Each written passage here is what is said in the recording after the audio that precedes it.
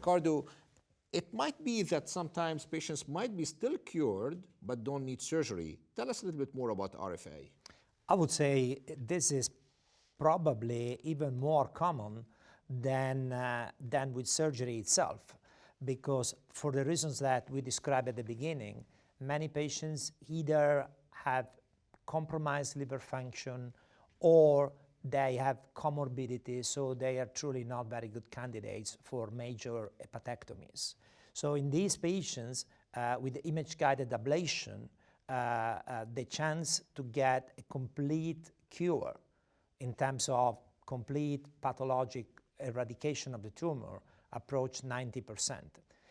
Of course, there are some limitations like the size and location of the tumor, but we also have a variety of tools now, from radiofrequency to microwave to cryo to non-thermal technologies such as irreversible electroporation. So this is really kind of cancer where cure exists beyond surgery. I think this is extremely important because truly for many patients, when surgery is risky, the best chance for a cure is an interventional procedure. Well, definitely we see that perspective, and we might argue in regard to surgery versus RFA, and this probably would require some specialized discussion and obviously a visit with an expert like Riccardo Lencioni as an interventional radiologist, plus, of course, a surgeon. And sometimes surgeons might apply both therapies or practice both therapies, and it's very important to look into those options. But this is a great sprint into the second layer of how to treat liver cancer, which we're going to address right now, which is the local approaches, which is the specialty of Dr. Lencioni here with us in regard to what can interventional radiology offer. Riccardo, so just kind of, I'll say what I understand as an oncologist about embolization. Correct me where I'm wrong, and then I'm going to challenge you on some questions. So the liver has dual blood supply, and it appears to be that always cancer cells are finicky. They love to live on arterial blood supply. You try to suffocate them somewhere, throw some chemotherapy at them. You depend that the portal system is still feeding the liver, and as such, you can kill tumor. Is this fair? That's very good. Okay, good, thank you. I'm glad you say that. However, now my biggest challenge, and Richard, please help me here, that the data that was reported back by Love and Lowe in regard to embolization really looked at rather small tumors. And now you see those things being embolized no matter how big size they are. Tell me a little bit more.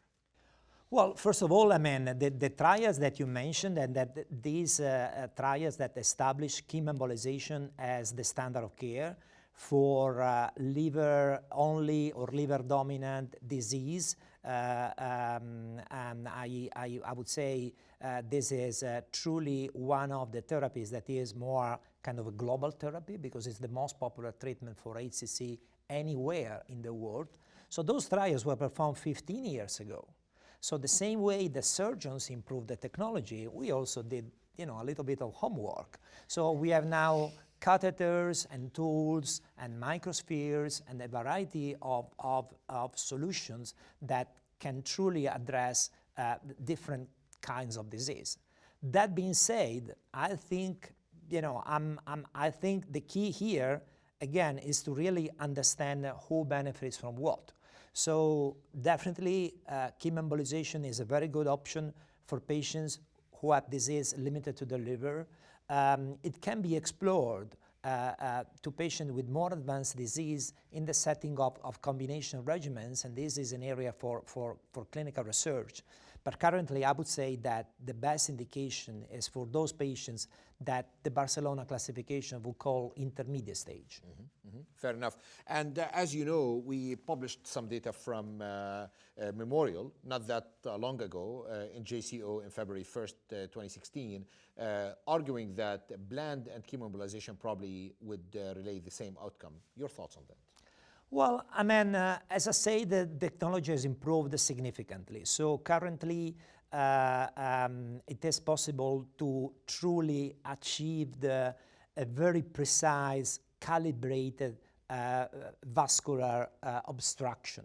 The new or blockade, beads, in other words, yes. you mean? Okay. So the new beads are are the new generation of beads are radiopaque, so you can truly do a kind of manicured devascularization of the tumor. We still have data that suggests that having a drug administered along with the embolics improves the efficacy.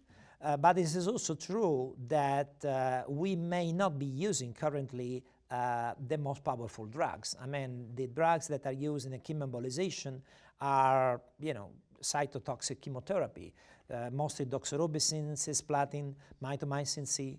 So there are several different new forms of therapies, new agents that are worth exploring. So potentially changing the drug can increase the delta between what you can achieve with, let's say, a blunt embolization versus a chemoembolization. Fair enough. And I will switch to Richard, because one of the things that many of us were involved in is kind of the marriage between local therapy and systemic therapy. Your thoughts on combining a chemoembolization plus sorafenib? So, when sorafenib initially was approved, there was a lot of excitement about moving it into earlier stage disease, given that it improves survival in advanced disease. So the first studies that were launched were post-surgical study, which we spoke about a few minutes ago, and then studies after local regional therapy. As Riccardo mentioned, the majority of patients globally are getting chemoembolization as their backbone of treatment when they're diagnosed.